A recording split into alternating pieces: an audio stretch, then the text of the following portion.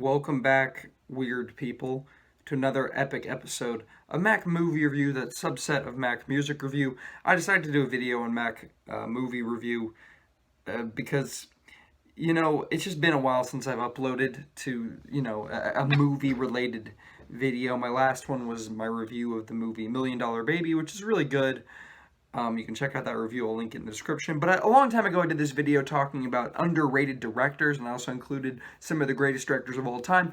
But there are more directors who I didn't get to highlight in that video who I think definitely deserve to be mentioned, who are just as good as a lot of those, or even better than a lot of those directors I mentioned in that first video. So without further ado, the video is not going to be ranked. It's just going to be 5 directors, and I'm going to tell you some movies they made and explain why they're so great. The first director I would like to shout out is Hayao Miyazaki. I might be saying his first name wrong. Sorry. Miyazaki is the most legendary anime movie director of all time. Of all time. He has made so many classics, so many iconic movies: Princess Mononoke, Spirited Away, Howl's Moving Castle, and Castle in the Sky. And most of the Ghibli movies, or half at least, are Miyazaki movies, and a lot of the best ones are Miyazaki movies. He's absolutely legendary. His son has directed a couple movies, and he's most famous for capturing a sense of magic, is what he does in his movies, is he tries to bottle up magic and fantasy in a beautiful, amazing way, and he succeeds way more often than he misses. He is literally one of the most consistent directors of all time. He does not have a single bad movie. He has not directed one bad movie in his entire life. He made Ponyo, which I don't really like, but I would say that is a good movie. I did a video ranking all of his movies, so I'll link that in the description as well. The next director I have listed here is Isao Takahata. Takahata is the other Studio Ghibli director. He really is. That is the best way to describe him, as the other guy on Studio Ghibli that makes the other movies. There are movies that are made that are made by people other than Miyazaki and Takahata, but Takahata has made like 5 or 6, like a handful.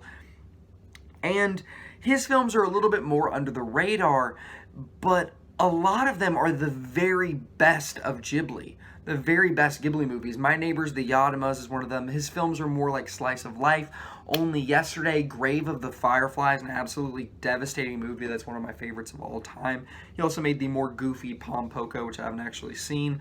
But his films, like I said, are much more down to earth than Miyazaki's. They're often tend to be more, just slice of life.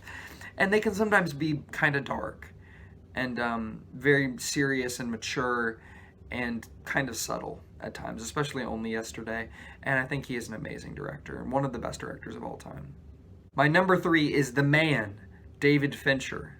David Fincher is most famous for the guy who made Fight Club. This movie that everybody loves, but critics weren't very positive about it at the time when it was released, but it's just one of the most legendary, iconic movies of all time. I haven't seen it. I have seen Mank. Mank sucks. Mank is a lame movie. It's a 100% an Oscar bait movie, and I think it won 2 or 3 Oscars, so good for it, I guess. He also made The Social Network, which is one of the best movies of the last decade. It was absolutely incredible, about the guy who made Facebook. I've seen it multiple times. I will watch it again at any moment. It is legitimately, the script is fantastic, the acting. He also made Zodiac and Seven and Panic Room. I mean, he has a lot of movies that tend to lean more in the thriller direction.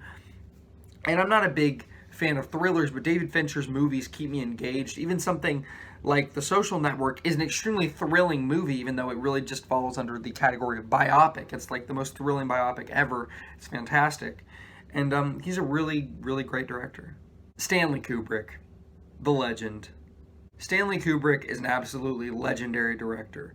He like Christopher Nolan, who I'm not going to include on this list, mostly because, dude, I don't think anyone needs to say that Christopher Nolan is a great director. That seems kind of unnecessary. I didn't want to go down this rabbit hole, but I did.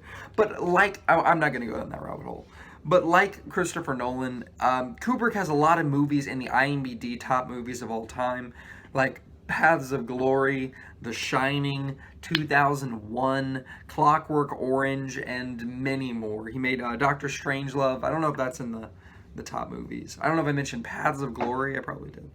But he's a great director. He's made some really great movies. Barry Lyndon. He made Eyes Wide Shut. I haven't seen that or Barry Lyndon, but yeah, I haven't seen all of this guy's movies, but the ones that I have seen are all great. Like, not a single one of them I would rate lower than an 8 out of 10, and I haven't even seen that many. And, you know, a couple 9 out of 10s. Like, he's a very, very good director. The last director I wanted to shout out on this video is Richard Linklater. Richard Linklater is a very unique and special director. He makes movies that can range from anything, but mostly there's a common theme of like coming of age. Like, that's a theme in his movies, especially Boyhood. That's what Boyhood is all about. One of the most ambitious and unique achievements in the history of film. It was filmed over like 20 years and actually followed the same actor, the little like kid actor, as he was growing up, and they just kept filming him, and it's kind of insane how they were able to do that. He also made School of Rock, which has to be like the best family movie of all time. Best kids movie of all time. It's so funny and so fun to watch. He also made the Before trilogy. And that's probably what he's most famous for, is the Before trilogy, because people adore those movies. Critics are crazy about the Before movies, and audiences are crazy about the Before movies. They love them, especially the first two. And Letterboxd loves the Before movies. They're legendary. Ethan Hawke, man. You know what I'm saying? But Richard Linklater, he's a great director. I'm afraid that's all I've got for you today. I think that gets it off my chest. Like, you know, ever since I made that video, in my head I'm just like, man, I didn't talk about Miyazaki. Ever since I made the best directors video, I'm like, I didn't talk about Miyazaki. I didn't talk about Takahata. I'm like, where's Richard Linklater? You know, I was thinking about, like, there's all these directors that I didn't include on that list that deserved that spotlight. And why am I saying spotlight? That nobody's gonna watch this video. But you know what I'm saying? Like, I need to, you know, I wanted to talk about them and give them the praise they deserve on the channel. Anyway, thanks for watching. Have a great rest of your day.